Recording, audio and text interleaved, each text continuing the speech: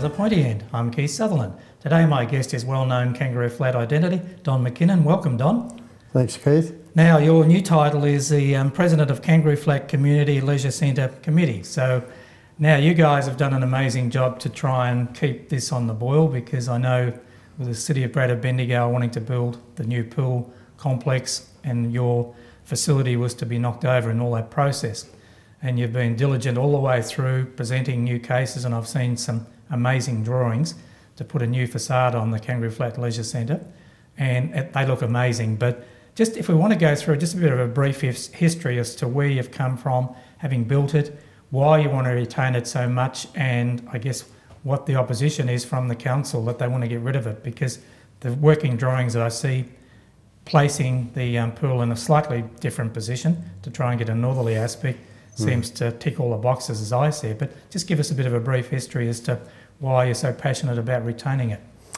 Yeah, okay, well, I guess we go right back to about 1978 when I was a councillor in the Morong Shire in those times, and that's when I was first appointed as chair of this committee and have served in that position for most of that time. There has been other breaks in between when others have taken that responsibility, but so it was in response to a Kangaroo Flat community need for a public hall mainly, and to achieve that it needed to be be more comprehensive in the type of facilities it catered for. So it became the Kangaroo Flat Leisure Centre, and that was and the locals fundraised from about 1978 through to about 1984 when that was built, and it was built it was a purpose-built community public centre, the leisure centre.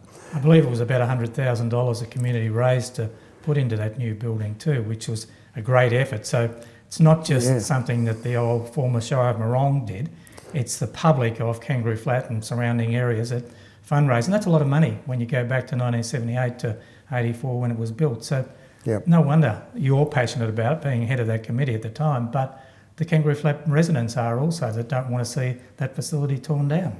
Yeah, well, it's proven that over that time, it's not just been the local Kangaroo Flat residents. It's served the whole region, and it's maybe there isn't as much need as there used to be in the past. But we can't see any reason why the people who have been using it shouldn't have been left there and allowed to use it instead of being taken away and shown other facilities around town which can still cater for their needs, but the location, nearly all these groups that have been led away to other venues make the one point which is so important.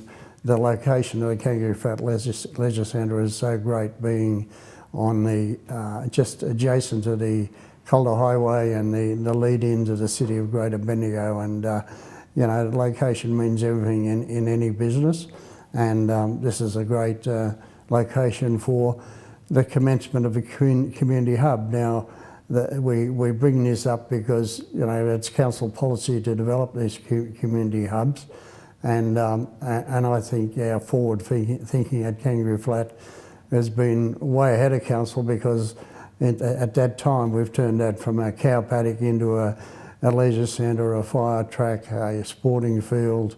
There were netball courts and an outside toilet block, and all this stuff was developed there.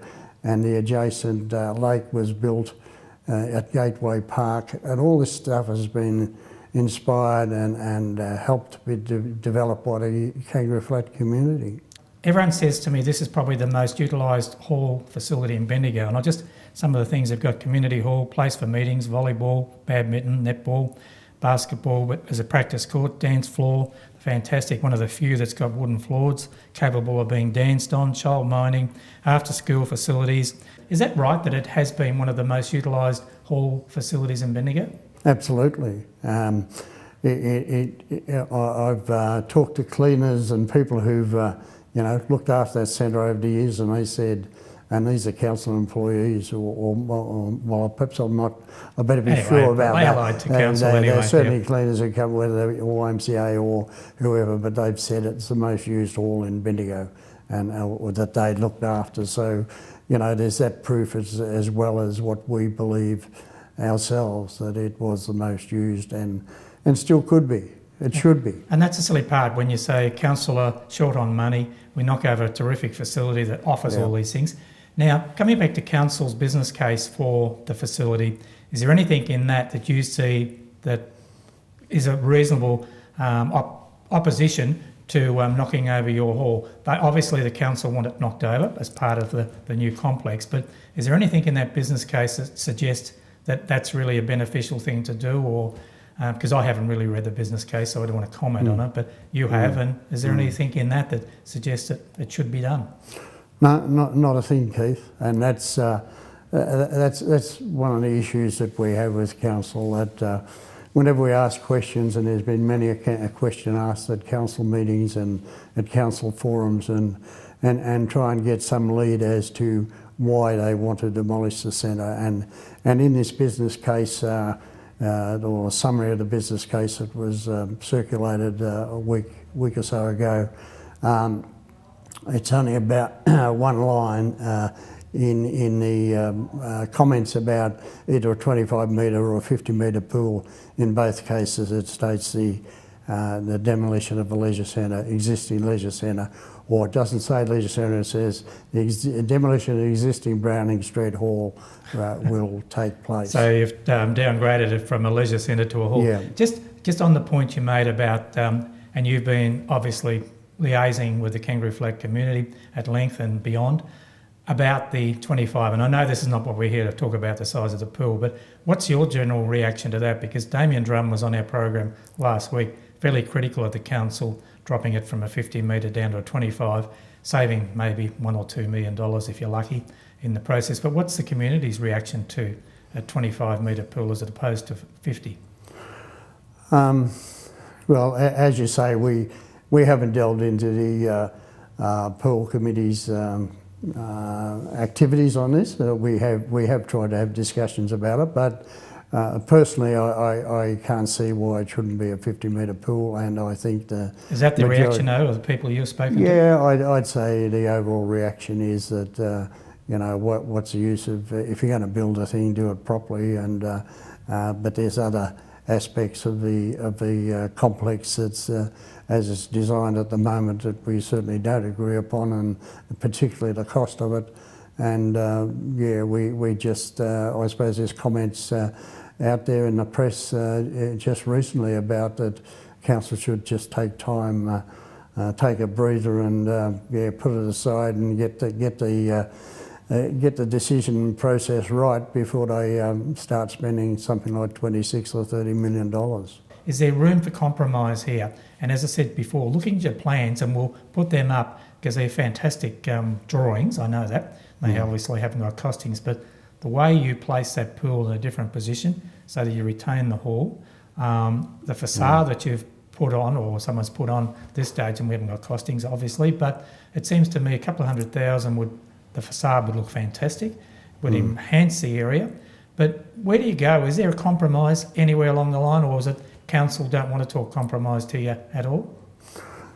Well, I'm putting words in your mouth. Yeah, no, you're not putting words in your mouth. You are leading me to, yeah, it's probably the most important part of where we're at the moment, and probably nothing's really changed since about March 2013, when I first read in the Bendigo Advertiser that the leisure centre was going to be demolished, and that's when I first sparked up, and we started to take some action and try and get someone to listen to us and discuss why are they doing this, why are they proposing to demolish the leisure centre. So there's been various weak comments coming from council of that it's old and tired, and it's past its use by date, and all these sort of things have come forward, and there's no one uses it now.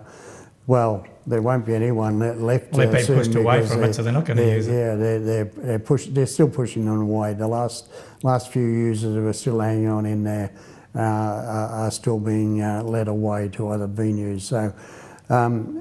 So yeah, all that's disappointing. Where we're at, well, we from our 9th of February meeting this year, there were, and we did have the, fortunately we did have the attendance of councillors Rafael, Chapman, Leach and Campbell, and they were good enough and brave enough to come to our public meeting. And I think Williams was there too, I think, from memory, wasn't he, James? No, he had been there at a previous one. Okay, council, it was the previous one that I was The previous one that was advertised under a, well, it was really hijacked from I noticed that and I thought, gee, that doesn't really sound like the meeting that you were supposed to have, but anyway. No. The situation where we've are at the moment is, or what came from that 9th of February meeting was that we requested a meeting with councillors, total, so it was agreed that when Councillor Chapman helped us get into a council forum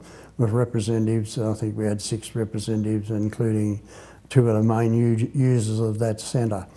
And some of the recommendations that went through to that council forum from that public meeting was that it should the business should be reinstated immediately.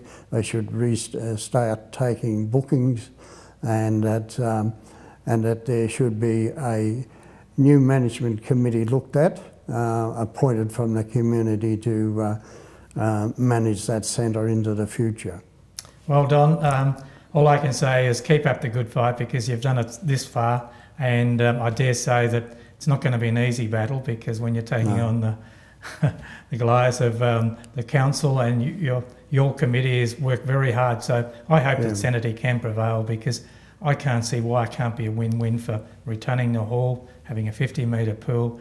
It just needs a bit of common sense, and I guess people, as you said before, step back, have a breather, and let's see if we can get 2 or 3 independent people working on this outside of perhaps the groups, because I'm sure there's got to be some common ground there. I hope there is, and and that's been our aim and ambition right through to have that sort of consultation. And I've even made approach to Jack Lyons and Jeff Boyer from Enterprise Group, and we've talked about these issues. Naturally, they're strongly in favour of the pool and the proposals being put forward, and particularly the 50-metre pool. But they did like the proposed drawings that we put forward, and I think that was a compliment to our committee that they should accept that there's something there worth talking about, and we've just got to convince the councillors likewise, and sit down and have a talk about it. Well, Don, thank you for appearing on the Pointy in today. As I said, I will put up those drawings, because I think that they're most worthwhile, and people can see what can be done. Yeah. Let's hope, as I said, sanity prevails over this item. So thank you for appearing on the program today. Thank you, Keith.